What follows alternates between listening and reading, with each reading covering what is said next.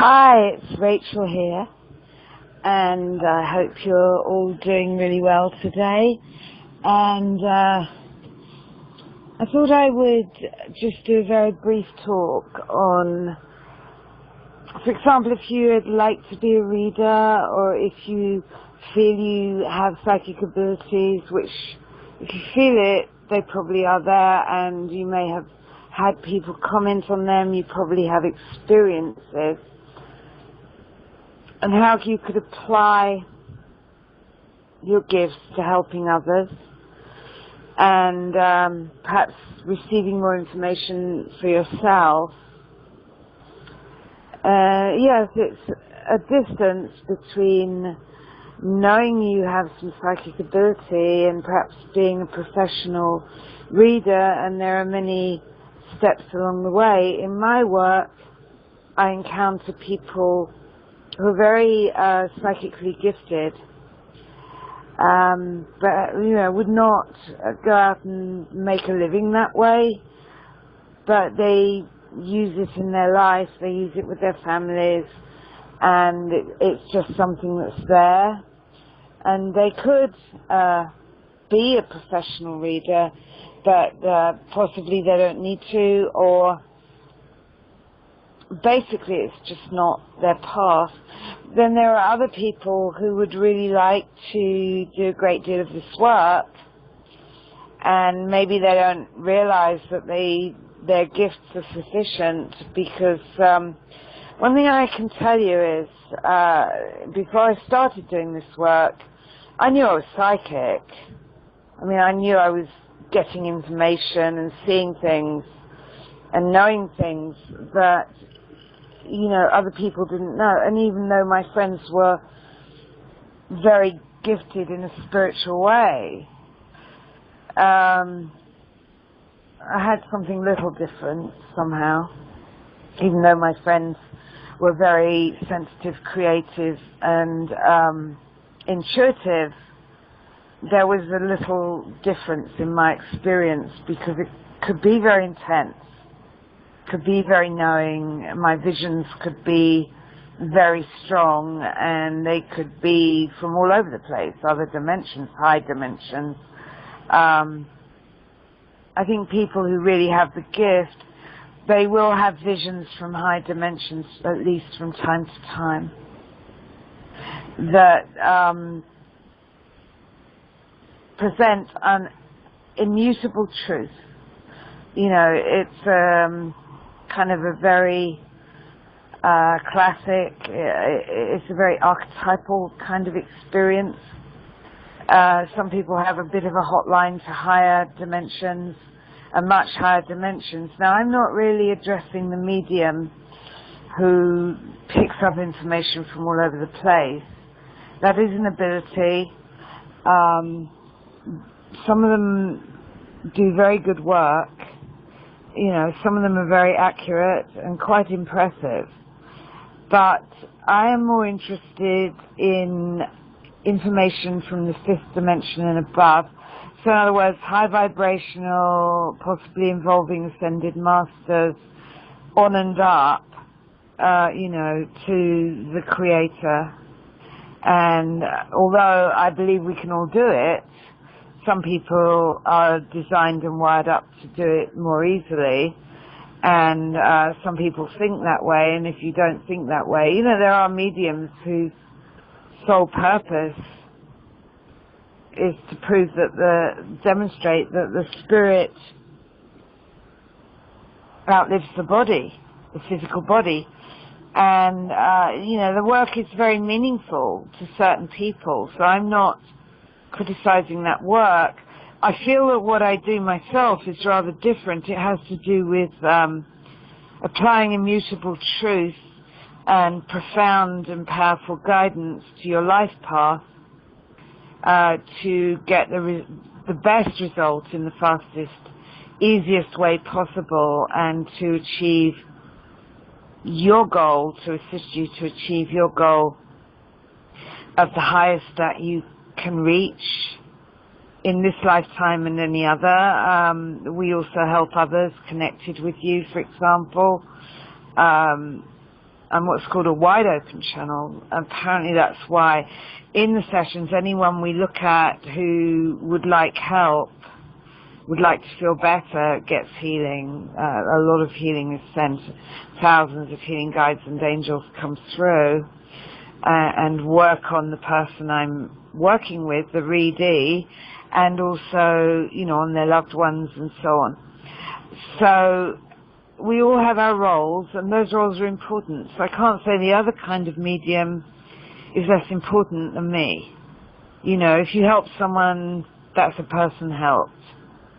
You know, whether they're an old soul or a younger soul or whatever it is, that's some suffering relief, that's relief felt, that's a direction helped, that's a step taken. So when I say higher dimensions and ascended masters and the creator of all that is, I'm not putting myself in a higher place than anyone else. I'm just saying these are realities in my life, and they are very meaningful to me, and the people who work with me find most of these ideas meaningful to them. We work with who resonates with us, and those that are drawn to us, those that work with us are drawn to us for a reason. And how it works is that their guides and my guides get together and figure out a way to connect us, and the more we connect, the more our higher selves can get together and figure out the best way to help them, which is why very often when someone decides to get a session or they arrange a session, they immediately start feeling their problem leaving them. They start to feel better because they're actually in the healing process from that moment on. And it's a fast-moving process. So if you resonate with what's just been said, one thing you can do is you may know the names of your guides, you may not. You feel you have guides. You may have some definite noticeable connections with your guides. You may have a strong feeling for the Creator or for angels. That you would ask for opportunities to use your abilities to help others. And that's a significant step on your path. And then what you will find is quite interesting, because when you do try to help someone, they literally pull the information through you, and that makes the process very much easier.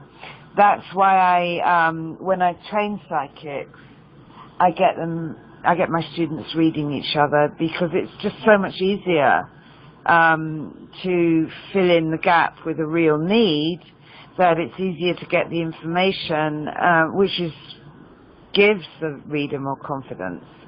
When they see that they can really help someone with real useful information, I don't believe there's anything on this path that can give you more confidence. The way I started, one of the ways I started was I was just in a room full of people that were friends of a good friend who, all my friends were intuitive and psychic and very feeling. And these friends were very sensitive, kind of hippies, I guess. Although it was in the 80s, there's always been new generations of hippie type of people.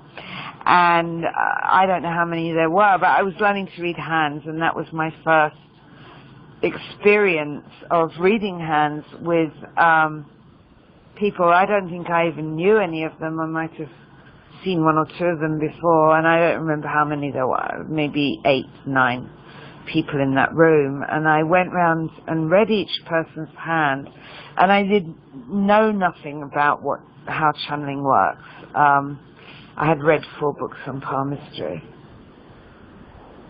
and had 4 lessons on palmistry. I didn't know that there were guides, and I was actually working professionally for 6 weeks before I found out where all this information was coming from.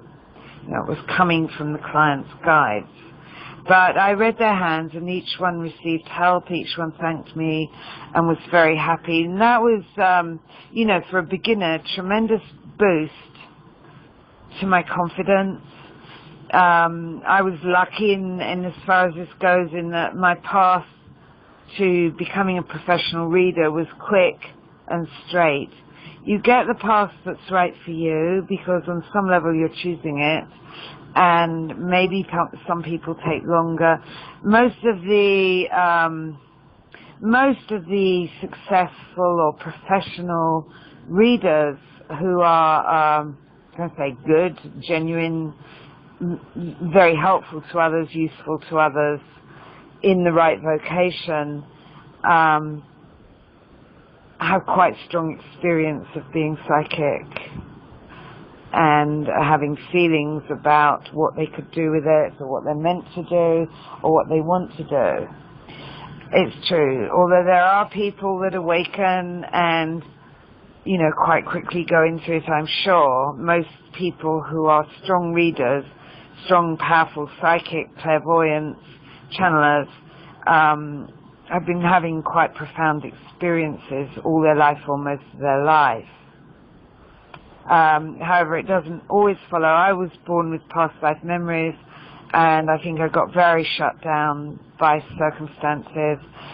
It was like I was a split personality. The spiritual side of me was there. I would have very powerful mystical experiences, but I couldn't integrate them with my family or living in the world. In an intuitive way, my family felt that, my immediate family, but we couldn't talk about it. We didn't have the words.